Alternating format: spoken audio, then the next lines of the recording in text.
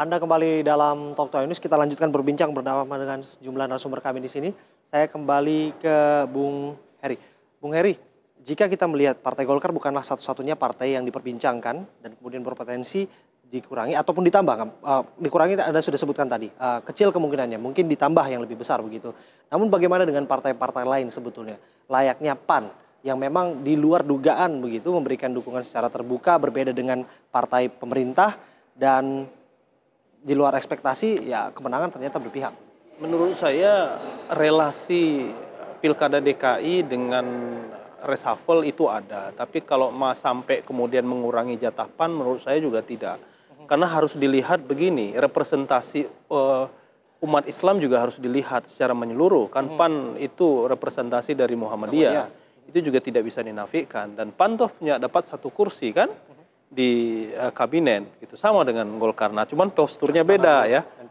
Golkar ini posisinya sekarang pemenang kedua setelah PDIP di pilkada di Pileg 2014 hanya dapat satu, lalu PAN juga mendapat satu dengan posisi berapa? PAN itu kan hanya sekitar 6% ya suaranya gitu ya. Jadi menurut saya juga ini kalau kita lihat keberimbangan kan jauh sekali. Nah tentu saya kira presiden, menurut saya presiden melampaikan itu kepada publik, tentu presiden memiliki hitung-hitungan kinerja ia, melihat para profesional. Saya melihat bahwa Pak Jokowi ini betul-betul dalam 2 tahun terakhir ini melihat semua aspek ya.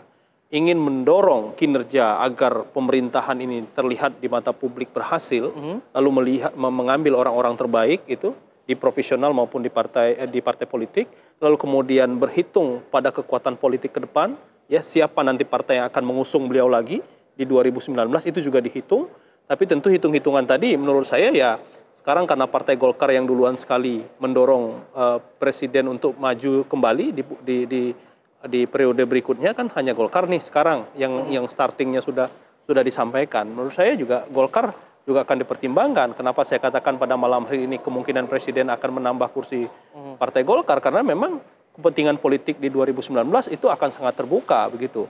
Nah kemudian yang ketiga, presiden juga akan mulai berhitung misalnya dengan orang-orang yang selama ini tadi kita sudah bicara di segmen awal misalnya, siapa saja yang mempengaruhi postur kabinet ini. Adakah orang-orang kuat misalnya, ya, tokoh-tokoh partai misalnya.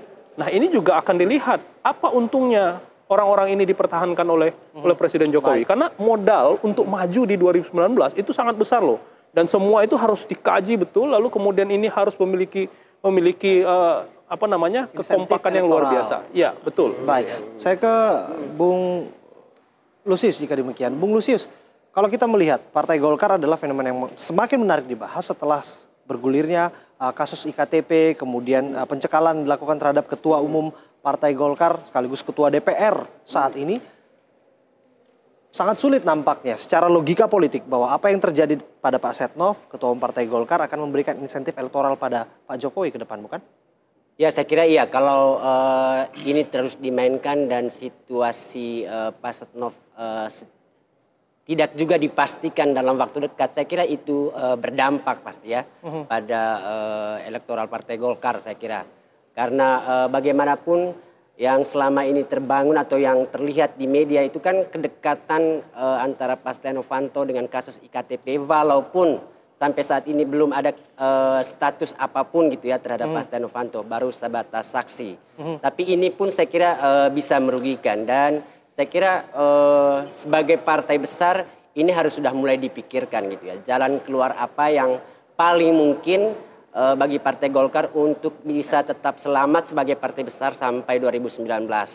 Dan posisi yang terus menghubungkan kedekatan antara Pak Setia Novanto dengan kasus IKTP ini, saya kira memang harus secepat mungkin bisa dipastikan sehingga kemudian memang tidak berdampak negatif terhadap Partai Golkar. Ya. Baik, Mas Priya. Ya, ngelanjutkan tadi ya, memang peristiwa terakhir-terakhir ini ya kami seperti kena gempa yang bersahut-sahutan. Saya sendiri mensikapin itu dengan tetap ya sedih, prihatin karena sahabat saya Ketua Umum kena tertimpa mengalami masalah ini, tapi saya mendoakan supaya bisa dijalani dengan sebaik-baiknya. Kita menghormati proses hukum di KPK, dan apapun mau nggak mau, saya yang ikut membidanin kelahiran Undang-Undang KPK tetap juga mengatakan kita harus tetap mengawal penguatan KPK kapanpun dan dimanapun. Dan dalam konteks ini memang kemarin sedih kita ada survei yang diumumkan, Golkar melorot menjadi sekian persen dari partai besar menjadi ini. Dan terus terang membaca itu kita kaget dan sedih. Apakah sebesar dan sekeras itu punishment yang dijatuhkan publik kepada Partai Golkar hanya karena berbagai atau beberapa gempa yang bersusulan ini. Mudah-mudahan ini adalah untuk introspeksi kami di Golkar. Tapi saya meyakin betul Golkar bisa sewaktu-waktu rebound, tampil kembali. Hanya memang membutuhkan waktu. Tapi kalau kemudian nanti ada ikhtiar untuk pergi Golkar, kemudian hubungan juga dengan Presiden, dengan Istana juga baik dan bisa dikelola, Golkar bisa sewaktu-waktu tetap menjadi partai yang bisa tetap diperhitungkan. Karena deklarasi politik itu sudah disampaikan kan untuk mendukung Jokowi Presiden 2019. Anda sudah katakan tadi itu konsisten dan keputusan dari Munas begitu. Saya kembali ke Bung Heri. Bung Heri, bagaimana menjawab bahwa isu reshuffle ini menguat setelah memang Presiden menyiapkan sesuatu untuk Pak Basuki? Ya, segala kemungkinan tuh pasti ada ya. Kita nggak tahu apa yang dipikirkan Presiden. Menurut saya indikatornya memang ada. Nah, kalau dikait-kaitkan misalnya untuk menyiapkan panggung baru bagi Pak Ahok, ya Pak Jokowi yang paling tahu. Kalau saya menilai ya dari luar bahwa karena kedekatan beliau ya, menurut saya Pak Jokowi tidak akan membiarkan karir Ahok berakhir hanya gara-gara di pilkada. Tapi mengapa demikian? Ya kita tahulah beliau memiliki hubungan yang khusus keduanya ya. Ya tentu saya kira tadinya sih karena memang Presiden Jokowi sebelum menjadi presiden pasangannya Jokowi Ahok tentu kan tadinya ingin program-program yang 2012 itu bisa dijalankan kembali pada periode 2017. Ya tapi kan hari ini kan situasi politik berbeda. Nah, apakah kemudian ini ada kaitannya ingin memasukkan Ahok? Saya kira instrumen itu terlalu beresiko bagi Pak Jokowi. Menurut saya kayak gitu. Karena apa? Riak gelombang akan muncul, ya penolakan-penolakan akan muncul. Nah, tapi saya juga melihat Pak Jokowi tengah menyiapkan hal yang paling aman. Kita ingat misalnya kasus BG dulu, ya BG ingin diangkat jadi Kapolri, luar biasa penolakan publik. Lalu kemudian kan ada tempat yang khusus yang kemudian tersedia, waktu kemudian menjawab itu. Saya kira Presiden juga ingin aman.